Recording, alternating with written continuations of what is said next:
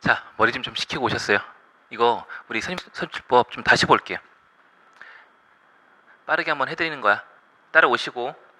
선입선출법은 키포인트가 뭐다? 그래요. 완성품을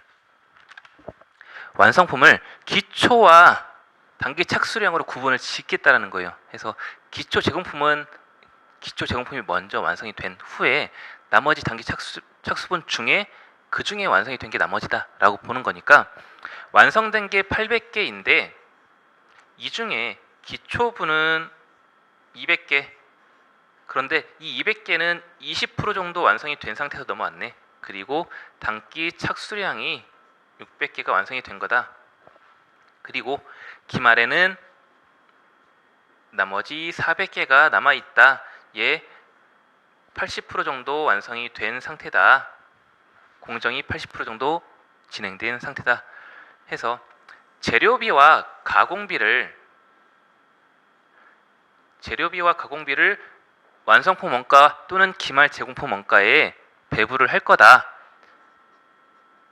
해서 가공비, 재료비를 각각 완성품 환산량을 구해보자라는 거예요. 재료비에 대한 완성품 환산량, 가공비에 대한 완성품 환산량을 구해보자 라고 해서, 자 보시면 기초 여기가 요이 땅이야. 여기가 시작점.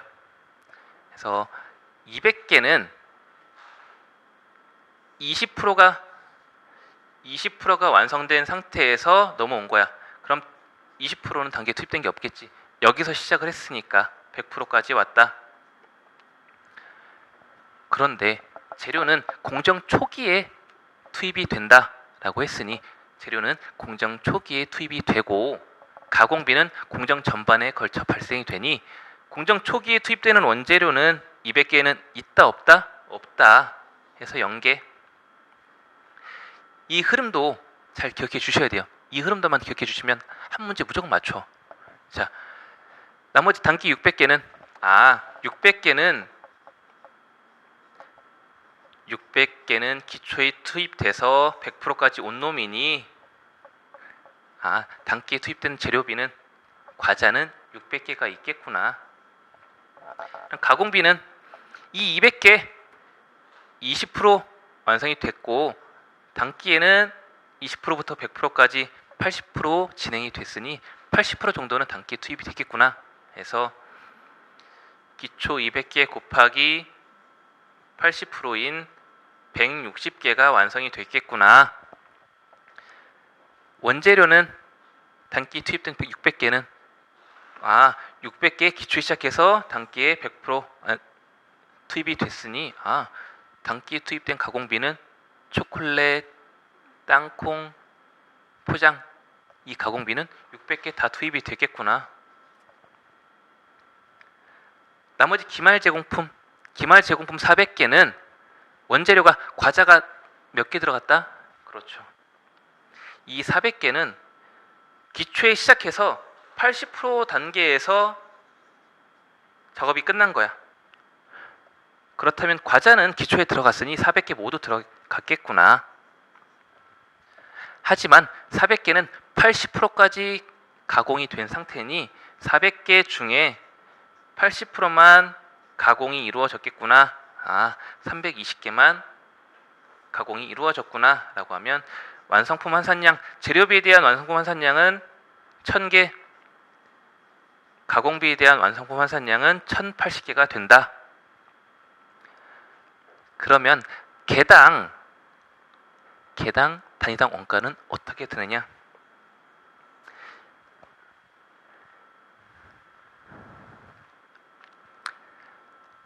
자, 단기 발생 원가가 얼마예요? 재료비는 단기 발생 재료비 27만 원, 단기 발생 가공비 21만 6천 원이라는 거예요. 해서 단위당 재료비의 원가는 27만 원 나누기 1000개를 한다는 거예요. 그럼 개당 얼마? 270원이 되겠지. 왜? 선생님, 왜 기초 제공품 재료비는 빼요? 기초 제공품 재료비는 이미 발생된 원가로서 단기 투입된 원가를 보지 않는다. 그게 선입선출법의 의미죠. 그러니 단기에 단기에 완성된 환산량에 대한 원가를 구할 때는 단기 착수량만 반영을 하겠다라는 거예요. 그래서 단기 발생 재료비 27만 원을 1000개로 나누면 개당 재료비에 대한 원가 개당 270원이 나오고, 가공비는 21만 6천 원이니 21만 6천 원을 몇 개로? 1080개로 나누면 개당 200원이 되겠구나. 그렇다면 개당 원가가 구해졌으니 얘를 토대로 완성품 원가와 기말 제공품 원가로 구분을 짓겠다라는 거예요. 자, 보시면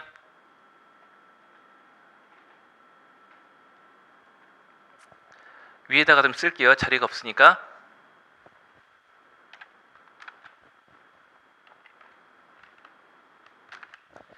자, 완성품 원가는 그럼 얼마냐? T 계정에서 완성품 원가는 결국 단기 제품 제조 원가예요. 제공품의 우측,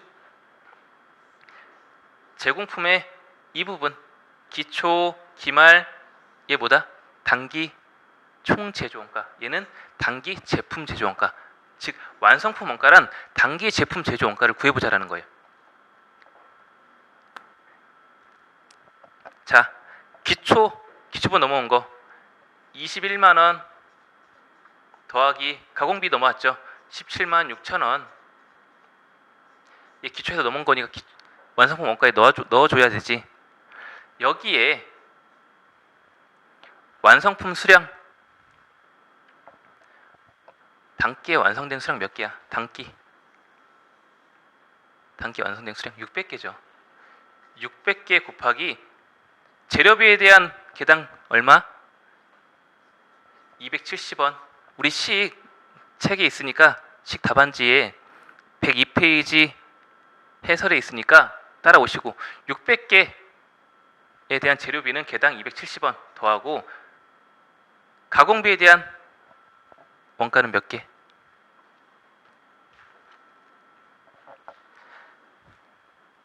우리 몇 개예요? 가공비에 대한 완성품 수량 몇 개? 760개잖아. 재료비는 600개, 가공비는 760개. 760개인데 개당 얼마? 200원이다. 얘 다 더해주면 완성품 원가가 된다. 기말 재고는 우리 기말 재고 재료비는 400개니까 기말 제공품 원가는 400개 곱하기 재료비는 얼마? 270원 더하고 가공비에 대한 기말 원가는 몇 개? 완성품 환산량. 기말에 대한 환산량 몇 개? 320개. 320개 곱하기 개당 200원이 된다. 그럼 얘가 기말 제공품 원가가 되겠다라는 거예요. 주의하실 건 개당 원가를 구할 때, 개당 재료비, 가공비에 대한 단위당 원가를 구할 때는 단기 발생의 기준으로, 그리고 기초 제공품에 대한 재료비, 가공비는 얘 완성품 원가로 들어가야겠다. 얘는 모두 완성품 원가로 들어간다. 21만 원 더하기 17만 6천 원 완성품 원가에 들어간다. 이것만 주의하시면 될 것 같아. 자, 뒤에 평균법이랑 비교해서 다시 보시죠. 평균법은 뭐다? 그래요. 단기 착수된 것은 물론 기초에 넘어온 것도, 기초 제공품 재료비, 가공비도 모두 단기에 투입된 걸로 보겠다. 그럼 무슨 차이냐? 자, 완성분이 단기에 완성된 게 800개인데 얘 모두 단기에 투입된 걸로 봐라. 기초 제공품 분류하지 말고 얘 모두 단기 착수된 걸로 보겠다. 단기 800개로 보겠다라는 거. 그럼 기말 재고는 400개 80% 넘어왔다. 그럼 완성품 환산량 한번 구해보자.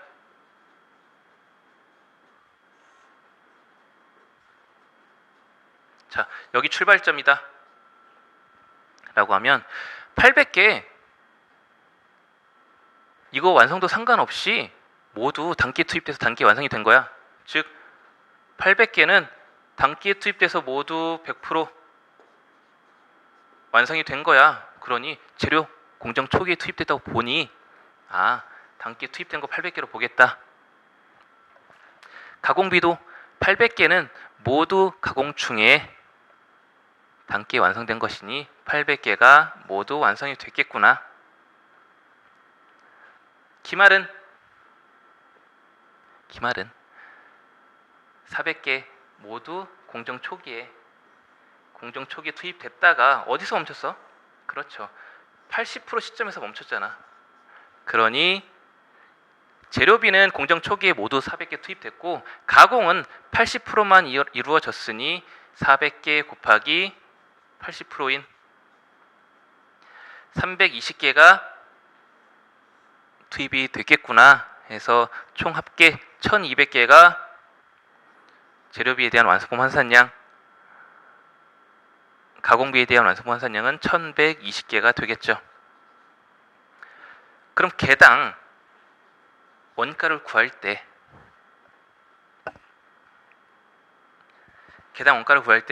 얼마를 쓸 것이냐? 재료비는 기초 단기 상관하지 말고 모두 단기 투입된 걸 볼 테니 21만 원 더하기 27만 원, 즉 48만 원을 몇 개로? 1200개로 나눠보자라는 거예요. 해서 개당 금액 400원이 나오고 가공비도 기초 단기 구분하지 말고 모두 단기에 투입된 걸로 볼 테니 합계인 39만 2천원을 환산량인 1120개로 나눠보자. 금액 개당 350원이 되겠구나 라는 거예요. 그렇다면 얘를 다시 완성품 원가와 기말 제공품 원가로 계산해보자. 이 단위당 원가 구해졌으니 단위당 원가 기준으로 뿌려보자라는 거예요. 재료비 몇 개? 800개 곱하기 단위당 얼마? 400원 더하기 가공비도 모두 800개죠. 800개 곱하기 단위당 350원. 이러면 완성품 원가가 계산이 되고 기말 제공품 재고는 재료비는 400개 남아있죠. 400개 곱하기 400원 이고 여기에 가공비는 320개만 남아있겠지. 320개 곱하기 개당 얼마? 350원. 산식은 우리 책 102페이지면 하단에 있으니까 좀 복잡하긴 한데 그 내용 보시면 되실 것 같고, 자 여기서 주의하실 이제 비교를 한번 해보자라는 거예요. 선입선출법과 평균법은 무슨 차이가 있는지. 자 지금 완성품을 단기와 기초로 구분 안 했다. 단기와 기초로 구분을 하지 않았습니다. 그러면 임의적으로 한번 구분을 해볼게요. 평균법이지만 기초분, 단기분으로 구분을 해보자라는 거예요. 그럼 기초분 0개겠지. 모두 다 단기 투입된 걸로 볼 테니 자 0개 기초 200개 20%인데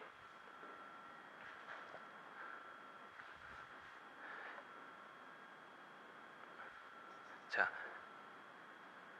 완성된 것을 기초분과 단기분으로 구분을 지을 건데 기초 200개도 모두 단기에 투입되고 완성된 걸로 볼 테니 200개 모두 들어갔고 단기분은 당연히 600개 들어가서 총 800개가 재료 투입됐죠.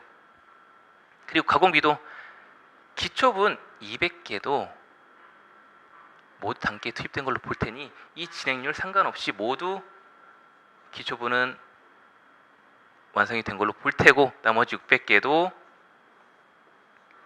투입이 돼서 총 800개로 완성이 됐다. 완성품 환산량이 계산이 됐다. 보여드렸죠. 그러면 선입선출법과 평균법의 차이는 어디만 발생이 될까요? 그렇지. 가공비에 대한 기초,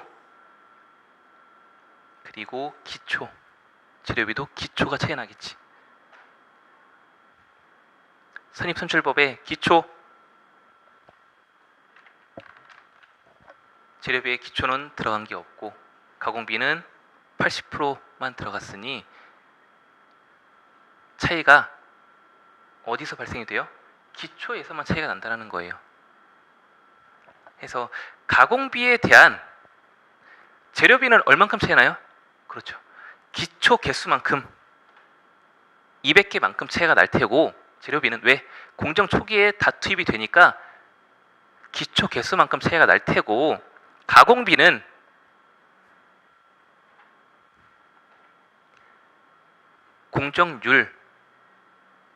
공정률만큼 차이가 나겠지.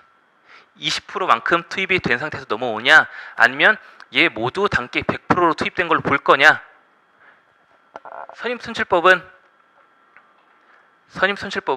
200개가 20%는 완성이 된 상태로 넘어왔으니 단기에 80%만 일을 했다라고 보는 거니까 100%로 볼 것이냐 80%로 볼 것이냐의 차이죠.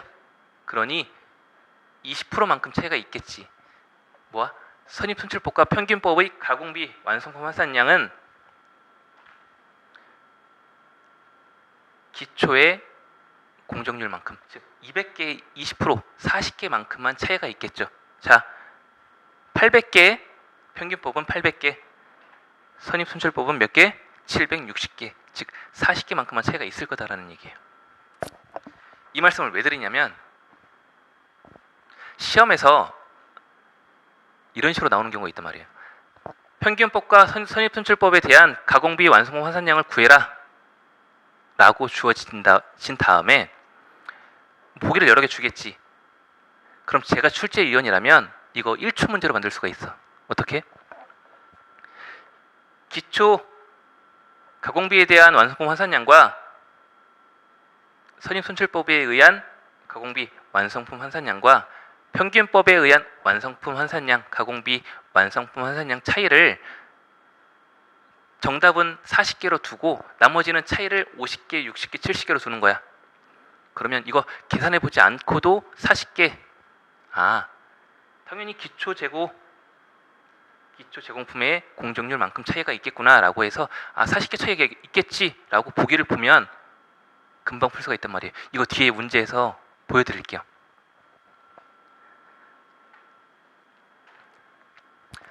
자, 이렇게 종합원가 계산은 완성품 환산량 또는 기말 제공품 원가 완성품 환산량 구해라 라는 문제가 나올 수도 있고 단위당 원가를 구해라 나올 수도 있고 또는 완성품 원가 또는 기말 제공품 원가를 구해라 라고 나올 수도 있단 말이에요. 그래서 이 흐름도 제가 완성, 기말, 재료비, 가공비, 기초, 단기 구분했던 거 이대로 쓰시면서 푸시면 웬만한 답은 나올 거니까 우리 뒤에 가서 문제로 한번 다시 보실게요. 계산 문제가 나온다면 환산량으로 나올 수가 있고 이론 문제로 나온다면 얘 별표. 개별원가와 종합원가 계산하는 문제 이론 문제로 나올 확률 크다. 해서 개별원가 계산은 다품종 소량 생산인 경우로서 조선업, 건설업, 항공기 제조업 등이 있다. 소품종, 다품종 그리고 소량 배 만들거나 항공기 만드는 거 많이 안 만드니까 개별적으로 원가 관리가 필요하다. 그래서 원가 요소는 직접 재료, 직접 노무, 제조 간접비가 중요하고 제조 지시서를 통해 업무를 지시한다. 장점, 정확한 원가 계산이다. 다만 시간이 오래 걸린다. 비용이 많이 든다.